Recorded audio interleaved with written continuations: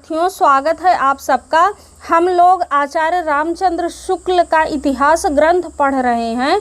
तो आइए देखते हैं कि रीतकाल के संदर्भ में क्या लिखते हैं। रीतकाल के संबंध में दो बातें और कहनी है। इस काल के कवियों के परिचयात्मक वृत्तों की छानबीन में मैं अधिक नहीं प्रवृत्त हुआ हूँ, क्योंकि मेरा उद्देश्य अपने साहित्य के इतिहास का एक पक्का और व्यवस्थित ढांचा खड़ा करना था, ना कि कवि कीर्तन करना। अतः कवियों के परिचयात्मक विवरण मैंने प्रायः मिश्र बंधु विनोद से ही लिए हैं। यहाँ से लाइन परीक्षा में पूछा गया है कि शुक्ल जी ने जो अपना इतिहास ग्रंथ लिखा है तो उसका आधार इन्होंने कहाँ से लिया है, तो मिश्र बंधु विनोद से, है ना। और जब ये रीतकाल का लिख रहे थे, रीतकाल के विषय में लिख रहे थे, तो उस जगह पर इन्होंने मिश्र बंधु विनोद का सहारा लिया है। उसी बात को यहाँ दर्शा रहे हैं। आगे देखते हैं कि कहीं कुछ कवियों के विवरणों में परिवर्तन और परिष्कार भी किया है, जैसे ठाकुर दीनदयाल गिरि, राम सहाय और रसिक गोविंद के विवरणों में यदि कुछ कवियों के नाम छूट गए या किसी कवि की किसी मिली हुई पुस्तक का उल्लेख नहीं हुआ, तो इससे मेरी कोई बड़ी उद्देश्य हानि नहीं हुई। इस काल के भीतर मैंने जितने कवि लिए हैं या जितने ग्रंथों के नाम दिए हैं, उतने ही जरूरत से ज़्यादा मालूम हो रहे हैं। रीतकाल या और किसी काल के कवियों की साहित्यिक विशेषताओं के संबंध में मैंने जो संक्षिप्त विचार प्रकट किए हैं, वे दिग्दर्शन मात्र के लिए इतिहास की पुस्तक में किसी कवि की पूरी क्या अधूरी आलोचना भी नहीं आ सकती। किसी कवि की आलोचना लिखनी होगी तो स्वतंत्र प्रबंध या पुस्तक के रूप में लिखूंगा। बहुत प्रसिद्ध कवियों के संबंध में थोड़ा विस्तार से लिखना पड़ा है, पर वह भी विशेष प्रवृत्तियों का निर्धारण किया गया है। यह अवश्य है कि उनमें से कुछ प्रवृत्तियों को मैंने रसोपयोगी और कुछ को बाधक कहा है। कुछ प्रवृत्तियों को रसोपयोगी, आनंद के लिए उपयोगी, और कुछ को क्या कहा है, बाधक कहा है। आगे आधुनिक काल के संदर्भ में लिख रहे हैं कि आधुनिक काल में गद्य का आविर्भाव सबसे प्रधान साहित्यिक घटना है, इसलिए उसके प्रसार का वर्णन विशेष विस्तार के साथ करना पड़ा है। मेरा विचार इस थोड़े से काल के बीच हमारे साहित्य के भीतर जितनी अनेक रूपता का विकास हुआ है, उनको आरंभ तक लाकर उसमें आगे की प्रवृत्तियों का सामान्य और संक्षिप्त उल्लेख करके ही छोड़ देने का था, क्योंकि वर्तमान लेखकों और कवियों के संबंध में कुछ लिखना अपने सिर एक बला मोल लेना ही समझ पड़ता है। पर जीना माना वर्तमान सहयोगियों तथा उनकी अमूल्य कृतियों का उल्लेख भी थोड़े बहुत विवेचन के साथ डरते डरते किया गया। वर्तमान काल के अनेक प्रतिभा संपन्न और प्रभावशाली लेखकों और कवियों के नाम जल्दी से या भूल से छूट गए होंगे।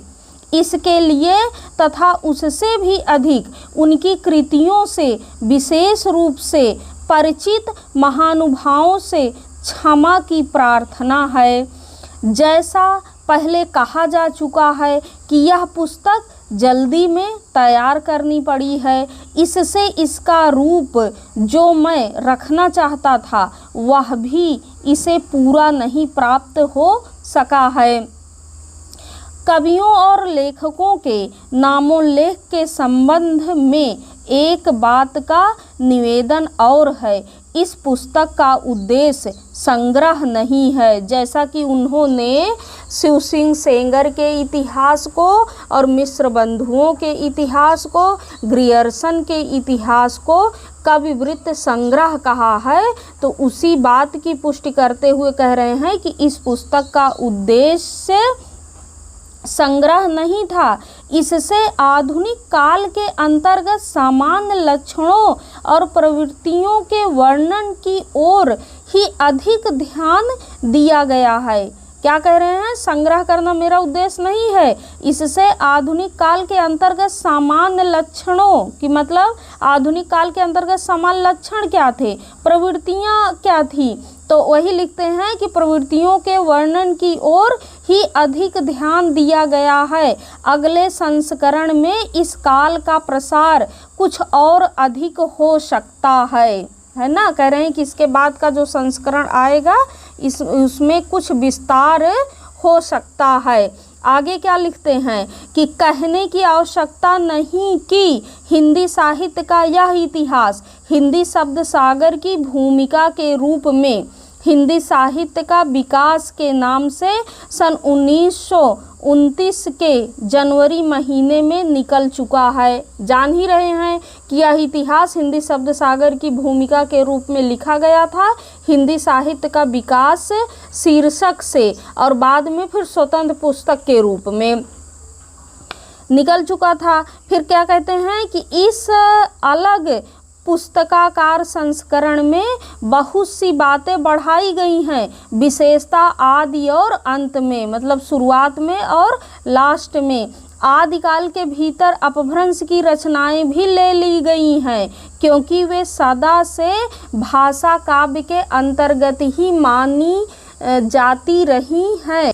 आगे लिखते हैं कि कवि परंपरा के बीच प्रचलित जनश्रुति कई ऐसे भाषा काव्यों के नाम गिनाती चली आई हैं जो अपभ्रंश में है, जैसे कुमारपाल चरित और सारंगधर कृत हमीर रासो, है ना। कुमारपाल चरित किसकी रचना है, आप लोग कमेंट करके बताइए।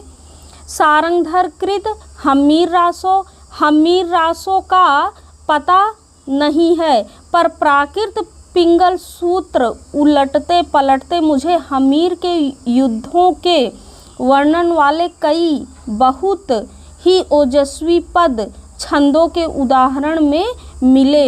मुझे पूर्ण निश्चय हो गया कि ये पद सारंगधर के प्रसिद्ध हमीर रासों के ही हैं।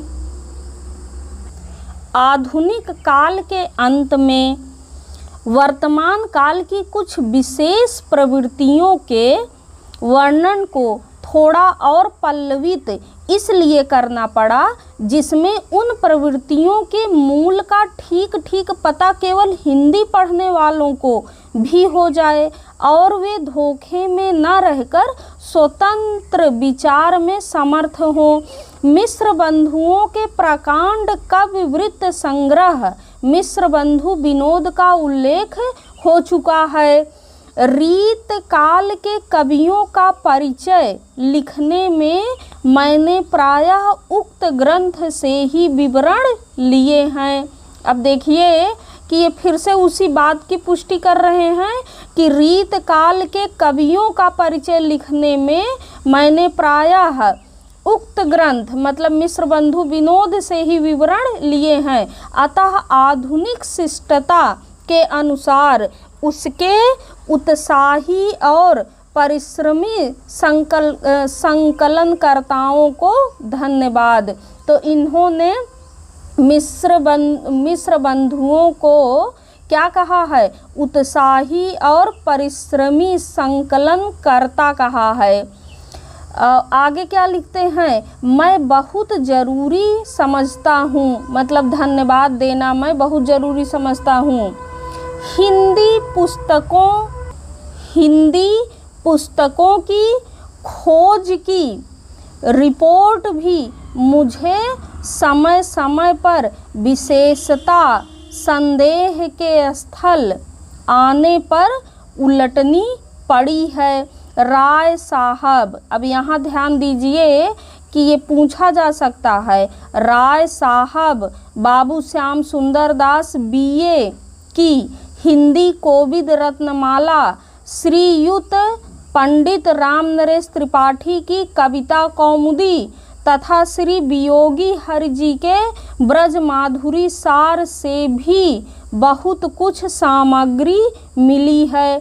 अतः उक्त तीनों महानुभावों के प्रति मैं अपनी कृतज्ञता प्रकट करता हूँ। आधुनिक काल के प्रारंभिक प्रकरण लिखते समय जिस कठिनता का सामना करना पड़ा उसमें मेरे बड़े पुराने मित्र पंडित केदारनाथ पाठक ही काम आए। तो देखिए क्या लिखते हैं केदारनाथ पाठक के विषय में कि आधुनिक काल के प्रारंभिक प्रकरण लिखते समय जिस कठिनाई का सामना करना पड़ा उसमें मेरे बड़े पुराने मित्र पंडित केदारनाथ पाठक ही काम आए, पर न आज तक मैंने उन्हें किसी बात के लिए धन्यवाद दिया है न अब देने की हिम्मत कर सकता हूँ।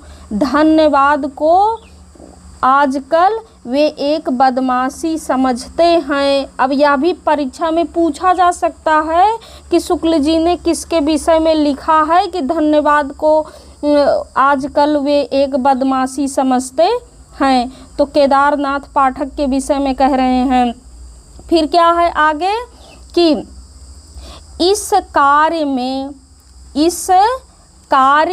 में मुझसे जो भूलें हुई हैं उनके सुधार की जो त्रुटियां रह गई हैं उनकी पूर्ति की और जो अपराध बन पड़े उनकी क्षमा की पूरी आशा करके ही मैं अपने श्रम से कुछ संतोष लाभ कर सकता हूँ, है ना। तो ये प्रथम संस्करण का वक्तव्य था। देख रहे हैं लिखा हुआ है काशी आषाढ़ शुक्ल 5 और 1986 और किसने लिखा है आचार्य रामचंद्र शुक्ल। तो इसके आगे हम नेक्स्ट वीडियो में देखेंगे। धन्यवाद।